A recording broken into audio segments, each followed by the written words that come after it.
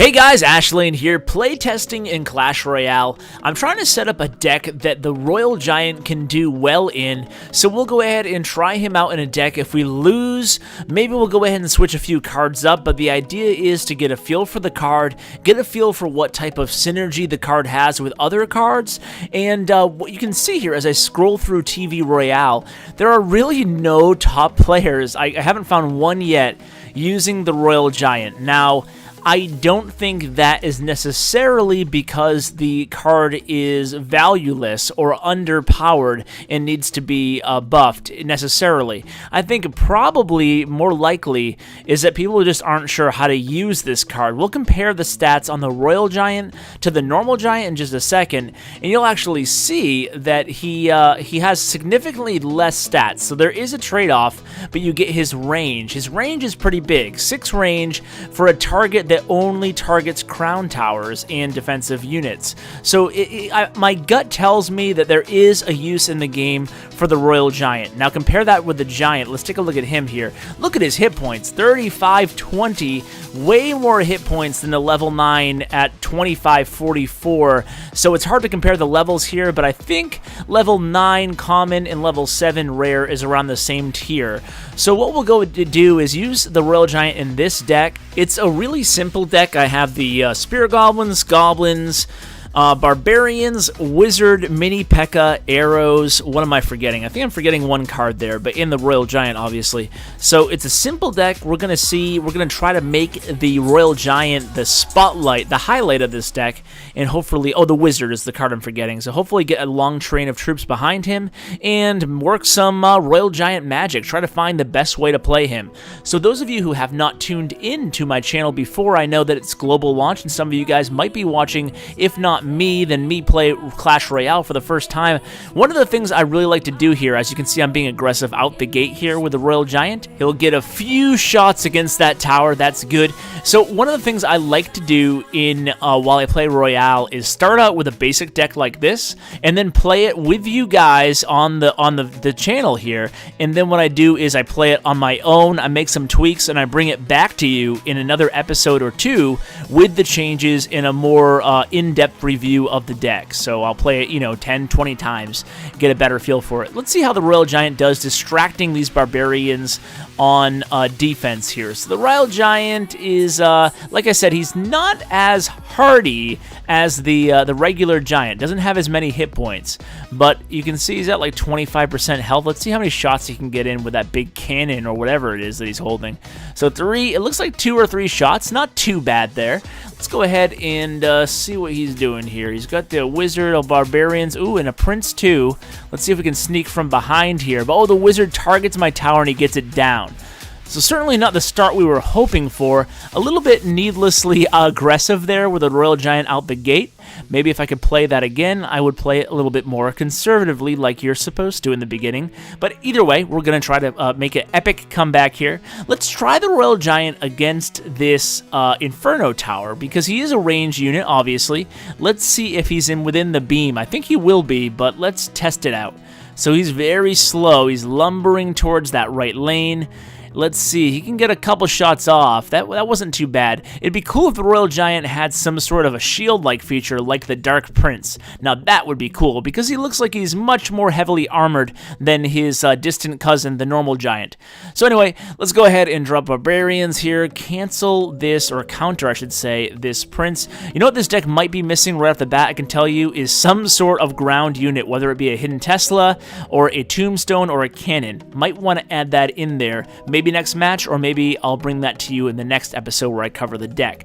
So I got the Mini P.E.K.K.A on that tower, took it down, so that was good. Only 25 seconds left at this point in the match. I'm going to have to try to reload and come up with something here to take down his left tower or his king tower.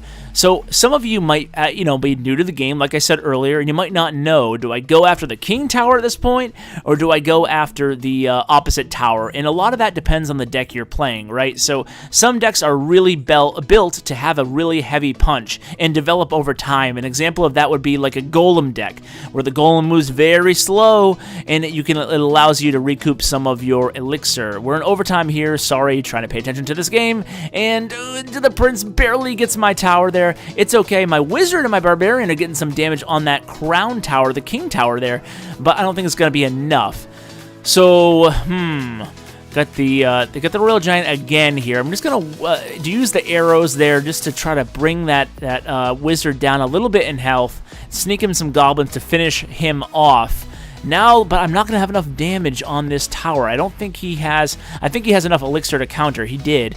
So let's go ahead and drop a wizard on these barbarians. It looks like it might be a draw here for the first match with the Royal Giant. And I wasn't really able to illustrate what I think would be his strong suit.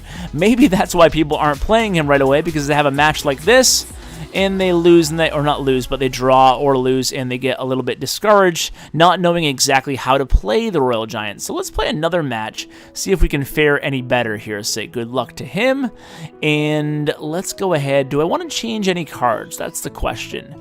Well, I think we'll stay true to the series and play the same deck, and then next time I'll go ahead and change up a card or two after I have more matches under my belt, because if I was to change it up right now, I'd really be breaking my own rule, and the rule is you play a deck for a while before you start changing cards. You need to get a feel for the deck before you go ahead and start switching things in and out.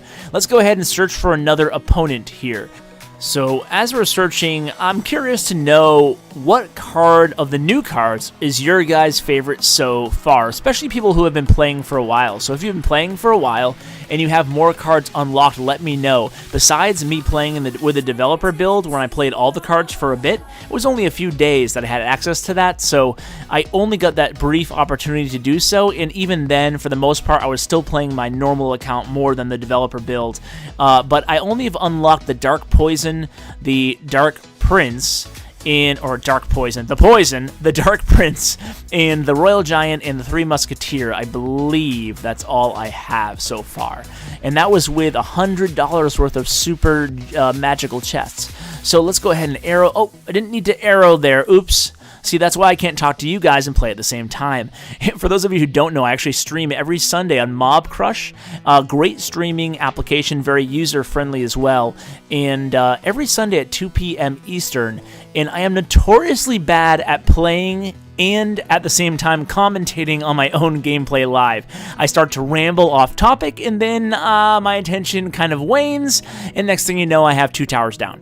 But let's go ahead and try to reload here and get in the game, get in the zone.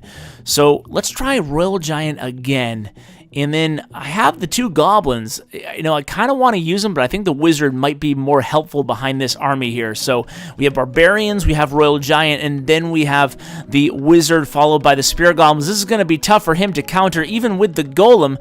This is cool. The Royal Giant is just pounding away at the tower, even though the golem's there. And he'd be much more vulnerable if he was a normal giant at that point. Instead, he was far enough away from the tower that he had the protection of some of my range units, and he was just further away of the protection of his tower. That was actually a pretty good illustration of how the Royal Giant can actually be useful there. So let's try to sneak in here on this right tower. Spear goblins at this point, I'm going to go ahead and drop a wizard here, take out these minions, and hopefully turn it into an offensive again. Let's play Royal Giant again. He must be like, wow, this guy's playing a lot of Royal Giant here. He hasn't played anything but Royal Giant. But it's the same scenario as it was in the left lane, but he has arrows up this time, so I guess that's going to be the difference maker. I was a little bit early on my arrows, so let's go ahead and drop. Whoa, he is coming at me hard here with the skeleton army and the minion horde, and I waste. Let's put the wizard down. Should have put the wizard a little bit higher so he would target the all those skeletons rather than the golemites. And he has another golem coming at me. Okay, use the arrows. I'm gonna put the mini P.E.K.K.A. on. Ah, he dropped the minion horde again. Wow, the minion horde and the minion in the same deck, along with the skeleton army, is definitely a lethal combination. Okay, I gotta protect my tower here. So the wizard, I'm gonna drop my goblins there. I want to distract, and let's come on, reload here. Okay, wow, I did not expect that. So let's go ahead and sneak in. No, there's no sneaking. You guys know what's coming. He knows what's coming. It's another Royal Giant. I'm going to hope that he just pounds away at this tower. Oh, but he had the tombstone there, which distracted my Royal Giant. And then he arrowed my Royal Giant. Oh, no. Okay, I need to stop this this golem here, and I'm just going to arrow it. Let's get the win here. Boom. All right. Wow. Whew. That was closer than it needed to be, guys. So we got the win there, and we are officially... Oh! Super magical chest. I will take that. When you get a super magical chest, it's almost like somebody handing you over $40 or so. Wow, that was pretty cool. Actually, $33 because I was able to get exactly 3. Just a little bit spare change. And I don't have enough gems to open it, of course. I want to open it for you guys, right? That wouldn't be fair of me to make you wait. Is there anything I can do to get gems besides buy them? No, I don't think so. So let's go ahead and buy some gems, and we'll see if we can land our first legendary card. So let's see. I can buy the 99-cent gems, actually, and go ahead and buy these. And then we will open up the chest, and hopefully I can get my first legendary card. Like I said, I opened 3 before in the first video I had after global launch, and no legendary cards. Let's go ahead and see what we have. 4,600 gold, 30 knights, 108 minions, 111 bombers, 275 minion hordes. Oh my god. 56 3 musketeers, 81 fireballs. That puts me over to level 8. Sweet. 23 dark princes. Wow. Oh, but that's it. Womp womp. I kind of hope for the legendary when you get to see the super magical, but hey, we'll have to wait, I guess, and see if I get another random super magical card. This is the second one I've gotten on the just live while I'm recording, so that's pretty cool. Let's level up the Dark Prince here, and maybe we'll include him in the next deck. Anyway, stick around and see what that next deck is. Thanks so much for hanging out with me and testing out the Royal Giant today. Thanks for watching, guys. As always, take care. We don't play for fame, we don't play for